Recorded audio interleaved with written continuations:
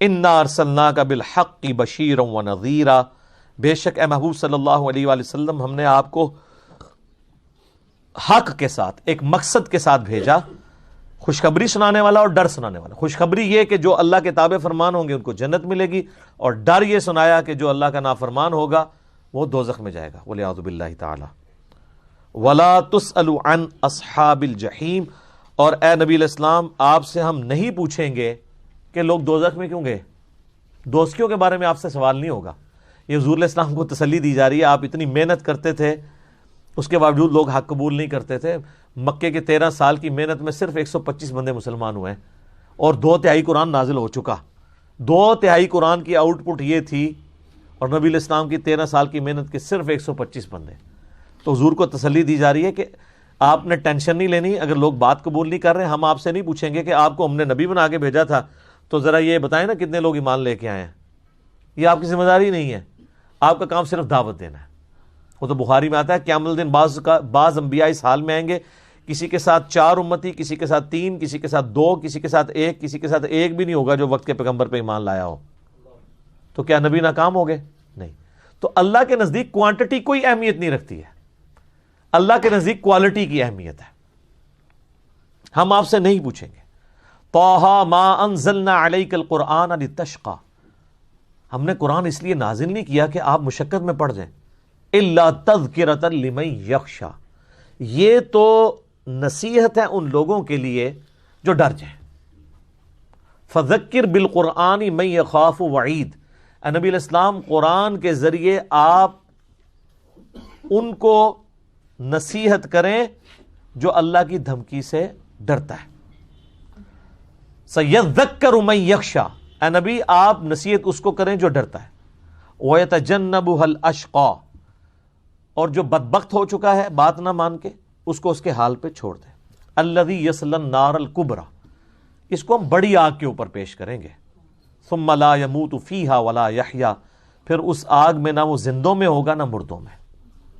قَدْ أَفْلَحَ مَن تَزَكَّىٰ، بے شک کامیاب تو وہ ہوا جس نے اپنے نفس کی اصلاح کر لی۔ وَذَكَرَ اسْمَ رَبِّهِ فَصَلَّىٰ، اور اپنے رب کا نام لے کر نماز پڑھی۔ بل تؤثرون الحیات الدنیا، لیکن تمہارا اصل مرض یہ ہے کہ تم دنیا کی زندگی کو ترجیح دیتے ہو۔ والآخرۃ خیر وابقیٰ، جبکہ اصل میں جو بہتر ہے وہ تو آخرت ہے، اور صرف بہتر نہیں ہے وہ ہمیشہ رہے گی بھی۔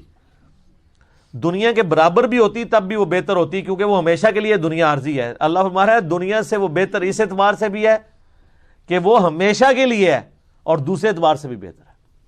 ان ھذا لفی الصحف الاولی، یہی ایک کانٹے کی بات تھی جو اگلے صحائف کے اندر نقل ہوئی تھی۔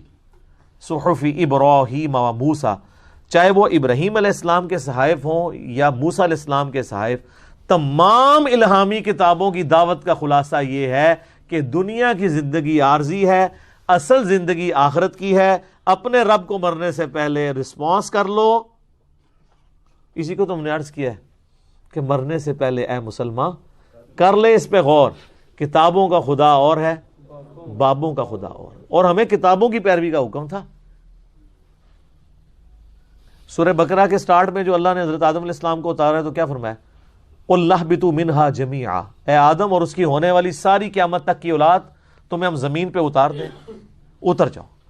فَإِمَّا يَأْتِيَنَّكُم مِّنِّي هُدًى، اب یاد رکھنا جب کبھی کوئی ہدایت کی کتاب تمہارے پاس آئی نا، فَمَن تَبِعَ هُدَايَا فَلَا خَوْفٌ عَلَيْهِمْ وَلَا هُمْ يَحْزَنُونَ، تو جو اس کتاب کی پیروی کرے گا اسے نہ کوئی خوف ہوگا نہ کوئی غم ہوگا۔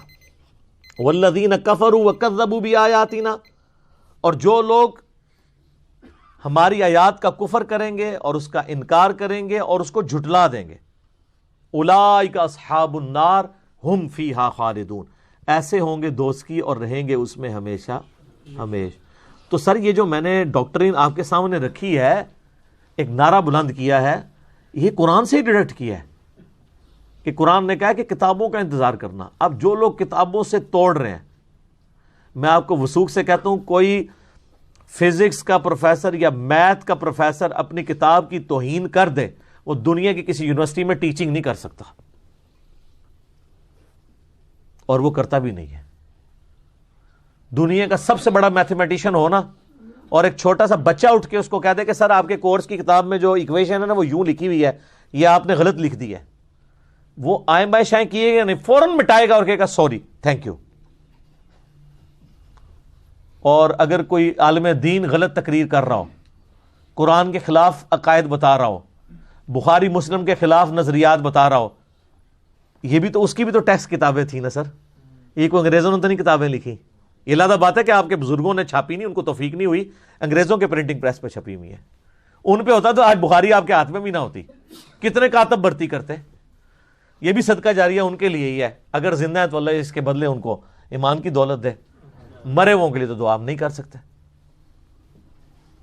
تو سر مولوی کے سامنے آپ کوئی بتائیں کہ سر یہ جو آپ نے بتایا قرآن میں تو یہ لکھا ہوا ہے، وہ کیا کہے گا؟ تھینک یو کہے گا، پھینک دیو، چک کے باہر سٹو انو، ماہ بدولت کے سامنے اس نے بات کس طرح کی۔ تو اسی لیے میں کہتا ہوں کہ دنیاوی ٹیچر جو ہیں اس اعتبار سے کم از کم اپنی کتابوں کا ریکارڈ کر رہے ہیں، اور مذہب کے ٹھیکیدار اپنی کتابوں کی توہین کرتے ہیں۔ تو اب اس کا منطقی انجام ہے کہ جن کتابوں کی بنیاد پہ یہ ہم سے عزت اویل کر رہے تھے، آپ علماء کی عزت کیوں کرتے ہیں؟ کتابیں پیے ہوئے ہیں، اور اگر وہ کتابوں کے دشمن ہیں تو ایسے علماء عزت کے قابل ہیں یا ان کے ساتھ کیا کیا جائے؟ یہ غدار ہیں کتابوں کے، تو پھر عزت تو ویسے ہی پہلی چیز جو ان سے چھینے گی وہ ان کی عزت ہوگی۔ عزت حافظ قرآن کی تھی، قرآن حفظ اور ماننے کی وجہ سے، اگر وہ قرآن کی تعلیمات کا انکار کر دے اور قرآن کی آیات دکھائیں تب بھی وہ نہ مانے تو اب حافظ قرآن کی آپ عزت کریں گے؟ تو سر یہی ہمارا مقدمہ ہے۔ ٹھیک ہو گیا جی؟